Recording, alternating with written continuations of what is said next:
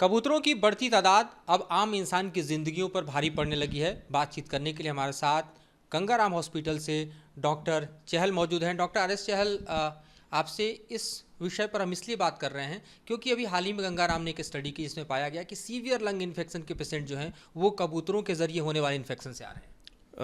नमस्कार, धन्यवाद आपको इस इम्पॉर्टेंट एक इशू को उठाने के लिए। गंगाराम में देखा गया है स्टडी के दौरान कि ये बच्चों में एक इन्फेक्शन हुई जिसमें लंग में हाइपर सेंसिटिविटी हुई, उसका ब्रीदिंग की प्रॉब्लम हुई। वो तो सही जगह पे पहुंच गया इसलिए बच सका। मैं आपको बताना चाहता हूं कि गंगाराम का जो पेडियाट्रिक और एलर्जी डिपार्टमेंट है, इंडिया का छोड़ो, ये दुनिया का वन ऑफ द बेस्ट है। इसीलिए ये बच्चा बच सका। पहले ये बीमारी बड़ों में भी ज़्यादा होती थी, वह बच्चों में भी आने लगी। तो इसकी तरफ ध्यान आकर्षण कराने के लिए ये बड़ा इम्पॉर्टेंट काम है।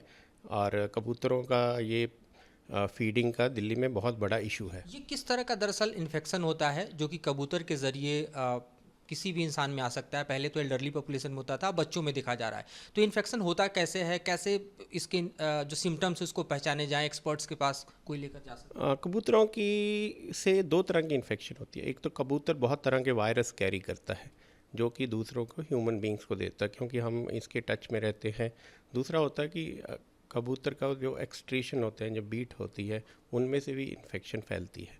ये एक हाइपर सेंसिटिविटी रिएक्शन है जो इस केस में हुआ, ये लंग्स में हुआ। पर और तरह की बड़ी इन्फेक्शन है जो लंग्स में भी होती हैं और ये इन्फेक्शन पूरे शरीर में भी फैल सकती हैं। इसीलिए ये बड़ा इंपॉर्टेंट है।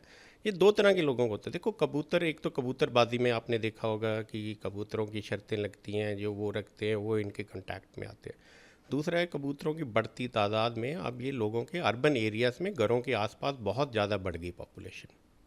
ये जो वायरस कैरी करते हैं वो ट्रांसमिट कैसे होता है और किस तरह से लंग्स में पहुंच जाता है? और आप बता रहे हैं कि ये सीवियर ऑर्गन्स को भी डैमेज कर सकता है, यानी इसका इन्फेक्शन जो है वो पूरे शरीर में कहीं भी कुछ हो सकता है। ये कबूतर की जो ड्रॉपिंग से आप इनके कांटेक्ट में आते हो, क्योंकि ये तो सारी जगह पड़ी होती है, तो वहाँ से हवा में से आपसे आ जाती है। और ड्रॉपिंग्स में इतना एसिडिक होता है क्योंकि, और ये आपके जो छत हैं जो और रेलिंग्स हैं उन सबको भी करोड करके ख़राब कर देते हैं। बिल्डिंग्स को मेजर लॉस पहुंचाते हैं ये। सवाल ये भी उठता है कि कितना जानलेवा होता है इससे होने वाला इन्फेक्शन, क्योंकि जो केस गंगाराम में आया वो टाइमली डिटेक्ट हो गया, अदरवाइज उसमें भी जान जाने का डर था, पेशेंट को आईसीयू तक एडमिट करना पड़ा था। ये बड़ा इम्पॉर्टेंट है कि जो लक्षण है ना चेस्ट इन्फेक्शन के, वो सब बीमारियों की नियरली थोड़े कॉमन होते हैं। थोड़ा खांसी हो गई, थोड़ा सांस लेने तकलीफ़ी, नॉर्मल सोचता है आदमी फ्लू है।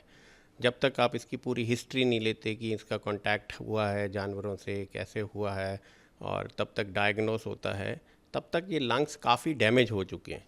ये तो लड़के की किस्मत अच्छी थी कि एक बहुत अच्छे सेंटर में आ गया, इसलिए बच पाया। बहुत लोगों की, बच्चों की या और इम्यूनो कॉम्प्रोमाइज जो बीमार लोग हैं, वैसे जान चली जाती है जिनका हमें डायग्नोसिस ही नहीं बनता। हमें पता ही नहीं लगता इनसे क्या हुआ। हम सोचे बीमार हो गए, खांसी हो गई, निमोनिया हो गए, मर गए। पर निमोनिया का कॉज क्या था, ये बड़ा मुश्किल है ढूंढना, और बहुत केसेस में यही होता है।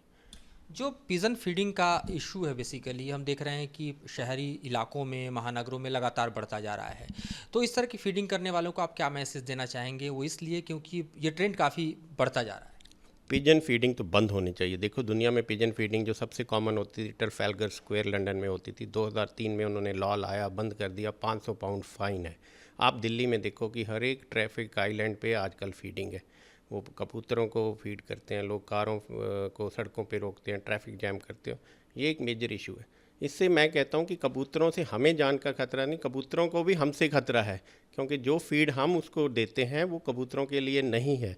कबूतर एक नेचुरल हंटर है, वो अपना खाना खुद ढूंढता है, और जो हम उनको स्टेल बचा हुआ ये खाना देते हैं, वो एक तरह का डोमेस्टिकेट हो जाता है। वो अपने टेरिटरी में रहता है, बैठा रहता है कि मेरे को तो रोज़ खाना यहाँ मिलेगा।